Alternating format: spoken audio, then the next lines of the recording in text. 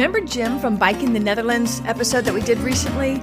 Well, after the interview, I asked him about other things that he'd done that were fun, because I always like to get ideas from other travelers. And he mentioned that he'd gone to Greenland with Hurtugruten, who I had just booked my Antarctica trip with. So I was dying to talk to him about that and learn about his Greenland experience. And I wanted to ask him a little bit, what makes it different? And one thing really cool about Greenland, you see a lot of icebergs and a lot of pretty ice, just like Antarctica, but you also get polar bears and you get the Inuit people. So it's a super fun episode and I can't wait to share it with you. So let's get started.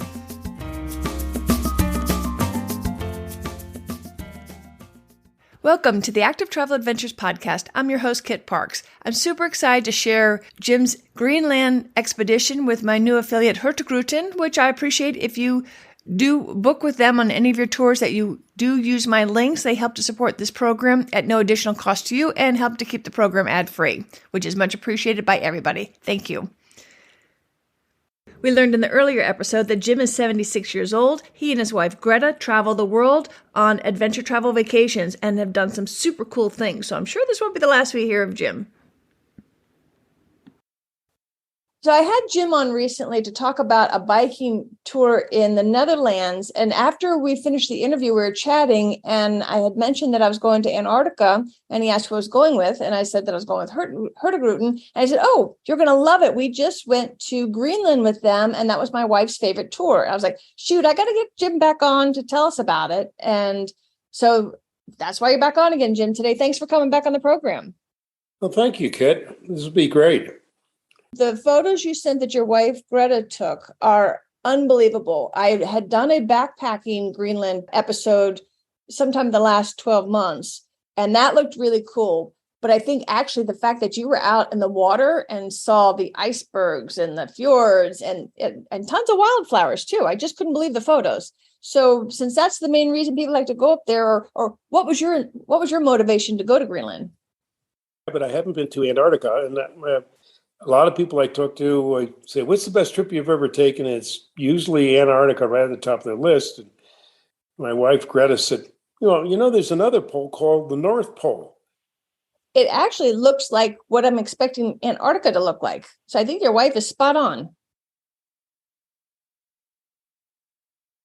And to understand a little bit about Greenland is that it's the second largest island in the world. And most of the population, in fact, just about 99% of the population, is on the West Coast, which is where most people go. There's a lot of Inuit villages on the West Coast. The East Coast there's only one village that I know of, and it's got the world's largest national park on the east side. Very, very few trips go to the east side, and the scenery is spectacular. It's just incredible. Yeah, I think I've read somewhere in my homework that it is the largest island, but the least dense of the islands, something along that nature. And it's got like 27,000 miles of coastline with less than 60,000 people. I think Antarctica has more wildlife because when we went, it was in late August, and I should probably explain that there's very few companies that go up on the East Coast, only does one trip a year. There's a lot of permitting to get access to a lot of these places. They have to get permission a year in advance of where they're going and where they're going to go ashore. So it's not an easy trip for a lot of companies, and it's not an easy place to get to, which I think leads to its charm, its remoteness, because you're not going to see very many people. You found this amazing trip, and then actually, unlike the other episode that I did, we went out of Copenhagen, but you start out of Reykjavik. We start out of Reykjavik. I have been to Iceland before. 2001 is when we were last there. So we basically just passed through Iceland on the way. The one thing we had never done was the Blue Lagoon, so we checked that off our list. And I have friends that live in Reykjavik, and it's a dramatic change between 2001 and now. You're looking at a country of 350,000 people that has over 2 million tourists a year. So that's a huge impact. So it's suddenly been discovered, or I shouldn't say suddenly, and just a bit of trivia. The interesting thing of how it's finally turned itself around as a tourist destination was in 2010, they had a huge volcanic eruption, and suddenly people go, wow, we can go to Iceland and see an actual live volcanic eruption. And that's what put it on the map. So it's been economically a great boom for them. But then with tourists comes some of the usual hurdles. So definitely. But that is a very cool country. oh yeah. So if you decide to want to do this, allow at least a few days to explore Iceland. And there's great day tours you can take right from downtown. It's a very walkable city. And it's just a lot of fun. You've got art, you've got cute architecture, wonderful history. And depending on the time of year, we went there to go see the Northern Lights. So not the time you'd be going to a cruise to Greenland, but it's just a cool place to add to your travel list. Absolutely. I would encourage the same thing. When we went in 2001, there was, and I'm not exaggerating, literally nobody there as a tourist. And when we came back, people said, Iceland? Why would you want to go to Iceland? You got to realize it's the youngest geological landmass on the world. And it really is a land of fire and ice all in one. I'm always awed and amazed by the topography, the landscape. It's definitely worth a couple of days there. That's for sure. Yeah, I was trying to explain. I said, you can actually see the land is alive. It's burping and belching and steaming. And there's just all sorts of things going on that you can physically see and feel. Very cool. Yeah.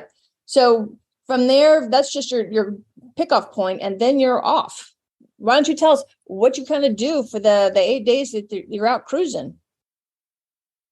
Well, it was actually a 10-day cruise. It takes a day just to get above the Arctic Circle to where we were going. So that first day was just getting used to the ship. There were some lectures and getting orientation. They outfit you in a Helly Hansen jacket, which they give to you. That's absolutely top of the line, first class windbreaker. You get outfitted with great big boots for when you go ashore, because when you go ashore and come back, those boots are washed off through a washing machine, and because they don't want to contaminate the soil. They're very, very conscious of how fragile that landscape is. And we signed up to do a optional kayaking, and not everybody did that. And we were really fortunate that we got to do it on 2 occasions. And there you have to attend a brief. You get outfitted with a dry suit. And it was well worth it. For $50 per person, it's a bargain. I've done a lot of kayaking, and that's nothing to go kayaking for what they do. And they're very, very safety conscious, because you're looking at water that's 38 degrees. But that being said, and just a quick jump ahead, one of the options that's available to you at the end of the cruise is you can go take the polar plunge. And as I'm getting out of my clothes into my bathing suit, my wife said, "You're not really going to do this, are you?" And I was standing there. By now, there's a crowd of about 40 people watching me. And I thought, well, there's no turning around now and putting my clothes back on and disappointing these people. But then it was much like the first time I jumped out of an airplane. Why are you doing this? So I said, well, there's no easy wading into it. So I just ran into the 38-degree water and took the plunge and got the certificate that I have gone swimming above the Arctic Circle. Not advisable to everybody, but at least I did it. I tried in New Zealand trying to take a dunk in a glacial lake, and I didn't do it the right way. I tried the meandering in, and I tell you what, I bet you it was 30 minutes before I finally got to the courage. Just like centimeter by centimeter. It was really hard. So I think the way to do it is your way, if you're going to do it. Yeah. It is. I don't know if anybody knows what an ice cream headache is, but it is the extreme ice cream headache when you come up out of the water. Wow, that's something. So do you have to pre-plan the kayaking or the excursions, or you can decide that day depending on the weather, or how does all that work? No, they're very good about that. They sign up, and then it's done by a lottery system. And we were just really fortunate that we had 2 spectacular days. And then the days that you go ashore or you go in the Zodiac boats, they divide you into 4 different groups. And those groups rotated as to when you went. Some people left at 8:00 in the morning for the first wave of people. And so it didn't discriminate that you were always going early or always going last. I really love the way they handled it. They were super organized that way. Tell us what a Zodiac boat is for somebody that's not familiar. So a Zodiac boat, yeah, it's one of these it's a big rubber boat, and it's got a big outboard motor on it, and it's very buoyant. It's great for going on top of the water. It's really great because if you're going ashore, there are no docks or anything, so you've got to literally beach these big rubber boats up on the shoreline. Sometimes you've got to get out in water, but that's why you got these almost knee-high boots, and there's people there to help you out, be out of the boat. And then they have a defined area of where you can go hike and look. And, not to scare people, but there are polar bears there. So it's one of these things, we were hoping to see polar bears, yet we were hoping we didn't see polar bears, because polar bears in Greenland are at the top of the food chain. And as they told us, when they eat you, they don't leave anything behind. Uh-oh.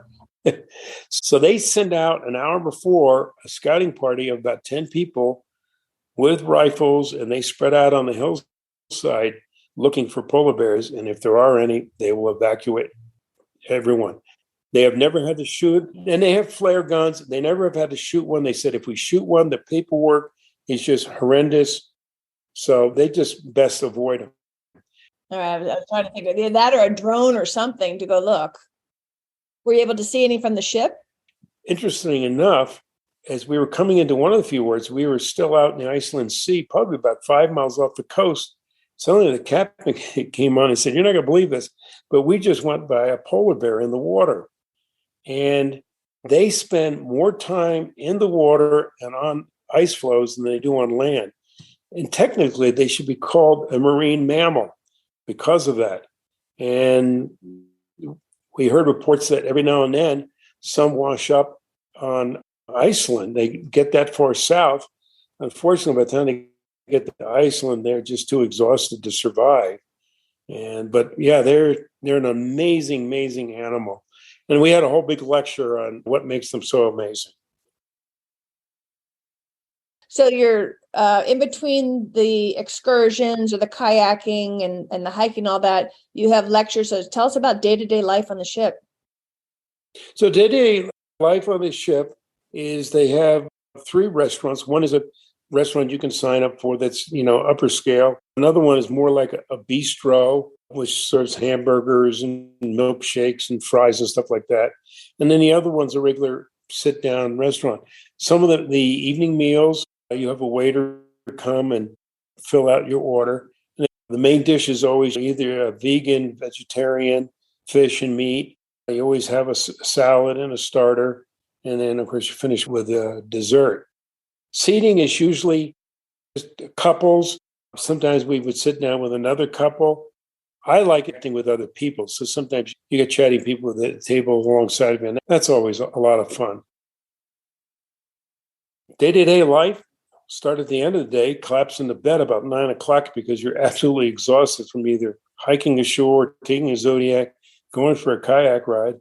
And interspersed is all these lectures. And I'd go to bed at 9 saying, whoop, we got to get to breakfast because there's another lecture at 9 o'clock, and we're going to be going to the Zodiac at 11. And so it's a full day. It's not a cruise ship of bingo, bingo, bingo, and slot machines and jewelry shops. It's an exploration, and it bills itself as an exploration cruise, and it truly is. And one of the things I really liked was the fact you do a lot of interaction with the scientists on board. There's about 20 scientists. There's geologists, there's oceanographers, representing all the sciences, and they do active lectures, do active experiments. And I love that. I mean, by the end of the cruise, you really are a family, and they work at making it a family. Nice. And I read that they have like a science room, and you can be citizen scientists and actually help take part in some experiments. Did you do any of that? Oh, yeah. Yeah. You take part in experiments. We did cloud spotting where you can actually observe clouds, and then they send in a data report because they want to link it to a satellite that is overhead at the same time, because the satellite can only look down, and they want to know what people looking up are seeing from that same satellite view. if you like science, it's fantastic. If you like photography, wow, there were some serious, serious photographers on board. And even though it was late August into September, there was not a lot of wildlife. We saw muskox, saw a Arctic fox, which had already turned all white, which was exciting. Most of the bird life had already left and gone south, although there's some of it. But you can't believe what the Arctic looks like in the fall. They do have fall colors. I think I have a bunch of pictures that I gave you, the fall colors Arctic style. And that was really spectacular, I thought. And I was shocked at the variety of the wildflowers. Yes. Not only wildflowers, there's blueberries, and they had on board 2 Inuit guides.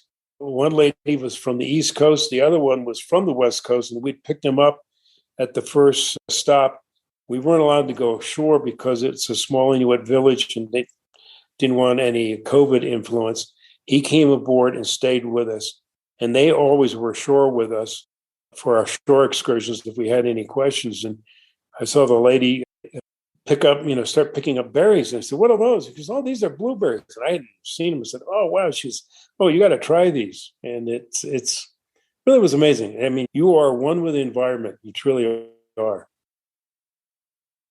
Do you get to stop in any villages at all? No villages at all. The Hurtugruten does cruises, and many other cruise lines do cruises to the West Coast where all the villages are. There was one stop was at an old trapping station. Another was a military base. I mean, I'm talking a military base. They had 5 guys there. But the joke was that Norway at one time tried to claim Greenland from Denmark. Greenland is administered by Denmark. So the joke was, well, they have to have a couple of soldiers there so that Norway doesn't come back. Funny. That's funny. Yeah, but they run independently, but I guess they are part of the Kingdom of Denmark or something along those lines. Yes, yeah. Yeah, they're sort of administered by Denmark. And it was similar to what Iceland went through until they got their independence, I believe, in 1947. Now, the photos that you sent, and again, I cannot more strongly encourage you to go to the activetraveladventures.com website to take a look at these. Is that kind of what you're seeing the whole time, or just send me like, oh, you get to see this today, you got to solve this one thing? Or how often is it that pretty?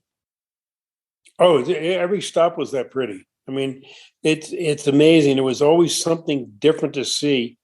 And I don't know how many hundreds of different types of lichen. How can lichen look interesting? But it is amazing.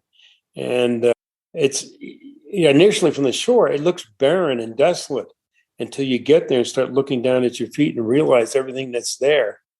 No, every stop's there. And of course, we got up and personal with a lot of glaciers and that are calving and shedding off ice. And you can see that in some of the kayak pictures where we were actually kayaking it. And one morning, we went out very early, about 8:00, and it had been that cold at night that they had sea ice. So there was this thin layer of ice on top of the water. And as you kayak through it, it was like the sound of breaking glass. It was just spectacular. It was a sound effect that I couldn't begin to duplicate or imagine. It was really special. That's really cool. But now ice, that means cold. Were you ever like freezing, or did all the clothes that they gave you and that you brought keep you comfortable?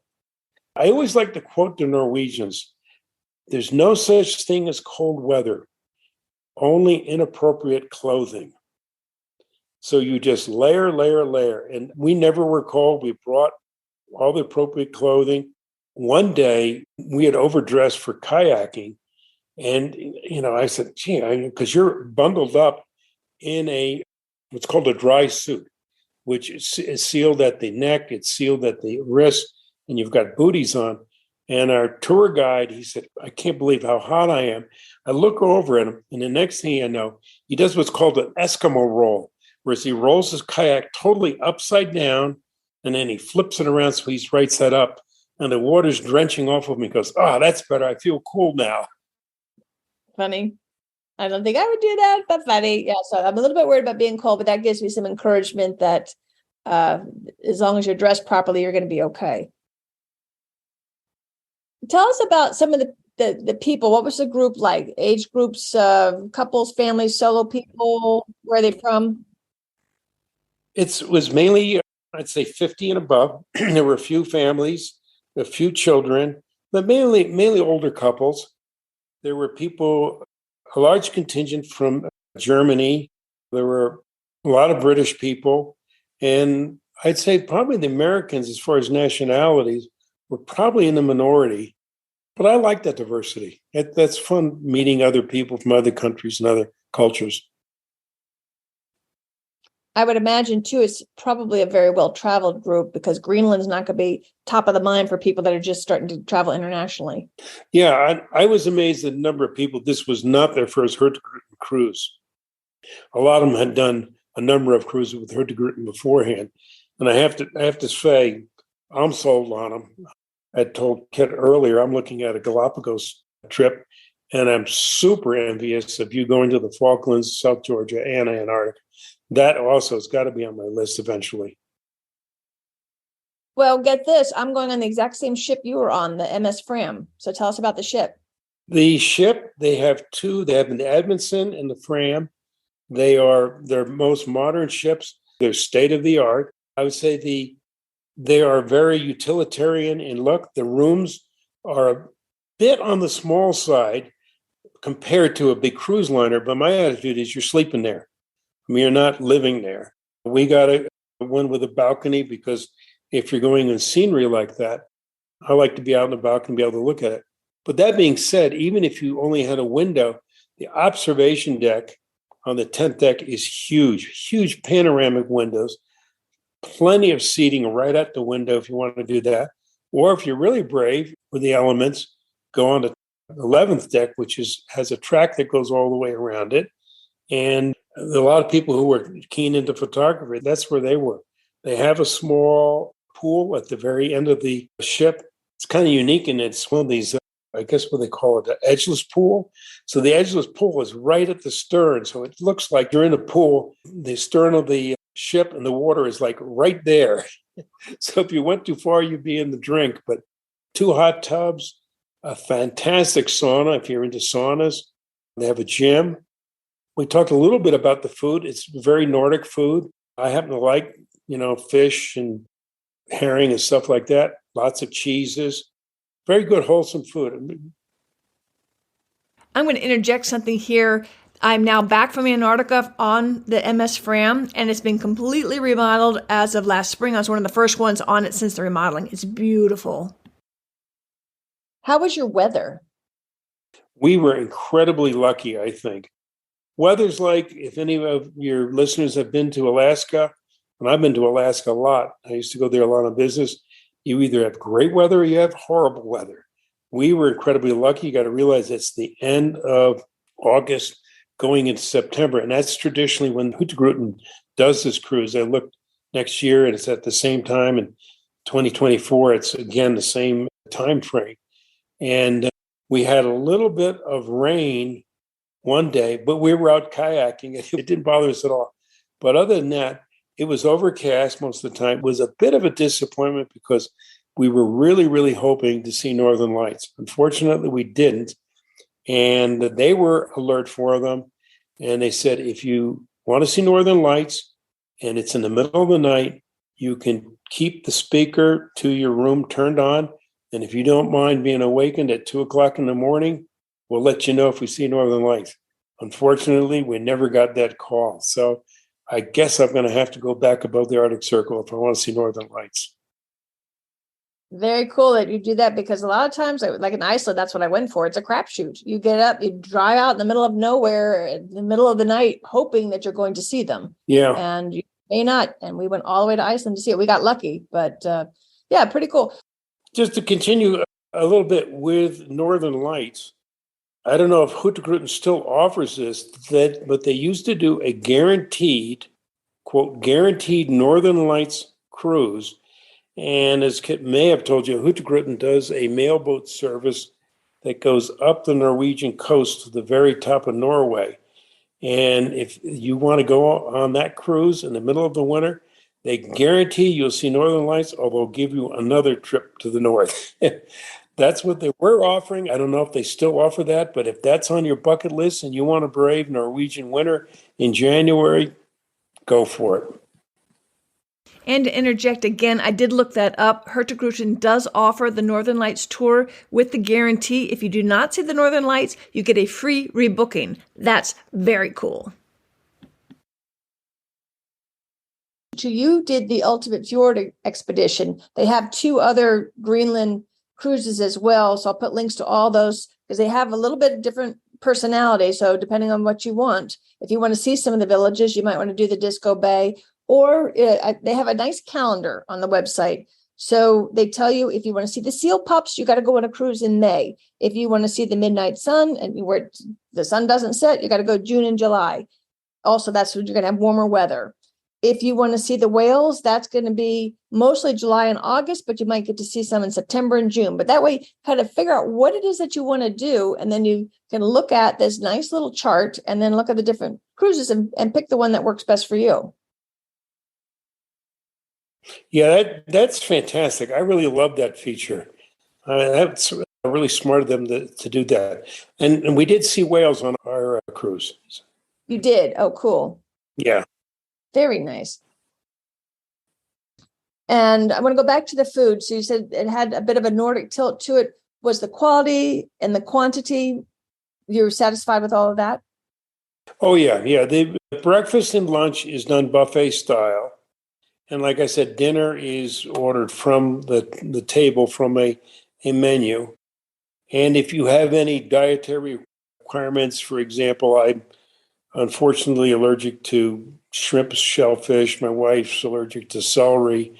And they will try and accommodate you if you look at a dish. And typical with Norwegian standards, they tell you on the menu, I think there's about 10 different allergies, and they'll tell you what's contained in each dish.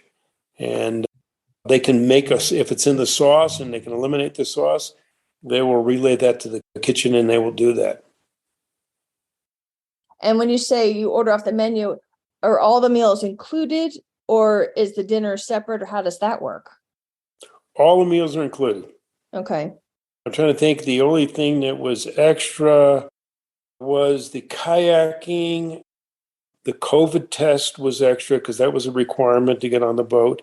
Those were the only 2 other things on my bill. Gratuities are totally up to you. Right. And I did call on that for my own thing. You can add that to your bill, put it on the credit card. So you don't have to worry about bringing cash or figuring that out. And you can decide, because there's no ATM out there. So they let you put that in your credit card, which I think is nice. Yeah. You can put that on your credit card.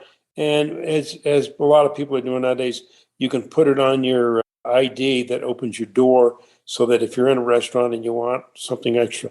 Oh, and the one thing I forgot to add is at lunch and dinner, beer and wine is included during the meals. Very nice. And if somebody wants to have a happy hour, do they have a place that you can go to? Oh, yeah. They have a bar up on the 10th deck, which is the observation deck. And back at the pool area, there's a bar also. Gotcha. Very nice. What other insights would you like to share with us about Greenland? Well, it's amazing. I think as Kit had said, it is my wife's favorite trip. And we have taken a lot of trips. I've done cruises. I've done trips that I've set up myself. As we discussed earlier, I've done a bunch of boat bike. And prior to this, Norway, the Norwegian Fjords was her favorite trip. This one, she said, you know what? This is my favorite trip. And that says a lot because Norway was, I thought, pretty spectacular. Did you do that with Hurtugruten as well? No, we did that with a cruise line. But when I use the word normal cruise lines, I always book all of my own shore excursions.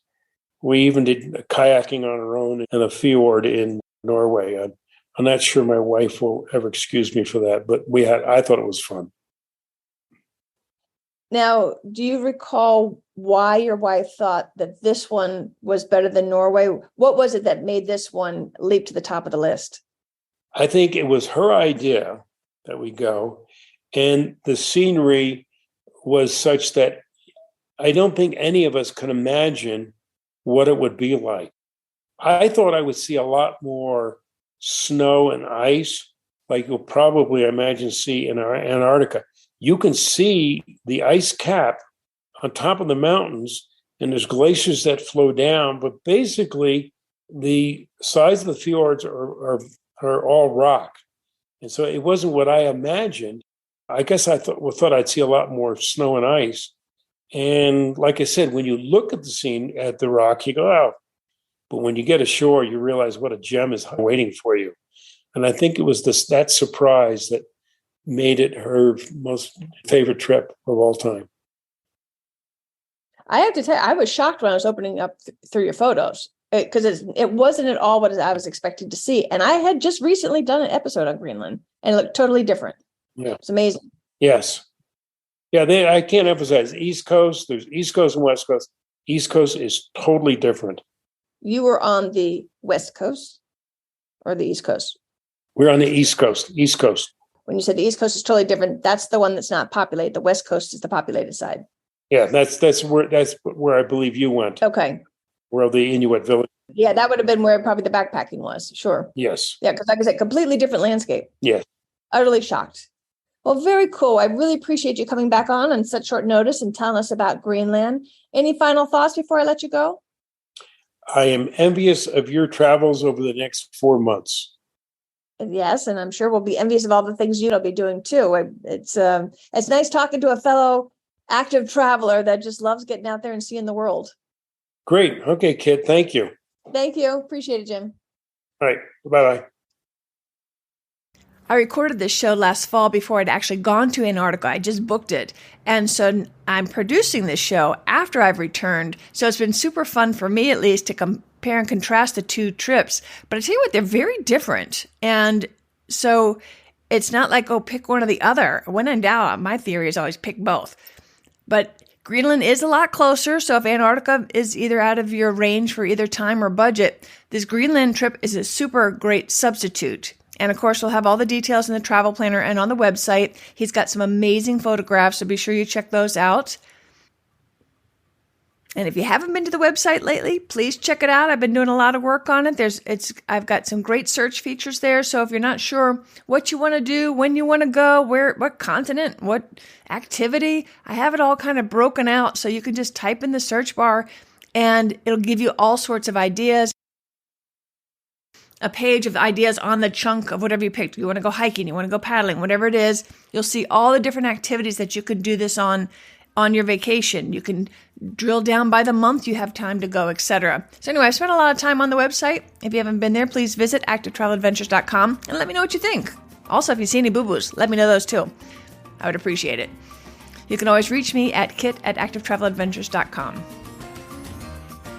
And once again, I'd like to ask you to please use my links either on the show notes. If you're listening on the phone, you can scroll down the phone on the information and find them there.